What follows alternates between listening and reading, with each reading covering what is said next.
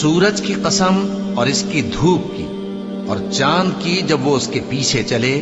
और दिन की जब वो उसे रोशन कर दे, और रात की जब वो उसे छुपा ले, और आसमान की और उस जात की जिसने इसे बनाया, और जमीन की और उस जात की जिसने इसे फैलाया, और नफ्स इंसानी की और उसकी जिसने इसे दुरुस्त करके बनाया। फिर इसको बदकारी से बचने और परहेजगार बनने की समझ दी कि जिसने अपने नफ्स को पाक रखा वो मुराद को पहुंचा, और जिसने इसे खाक में मिलाया वो नामुराद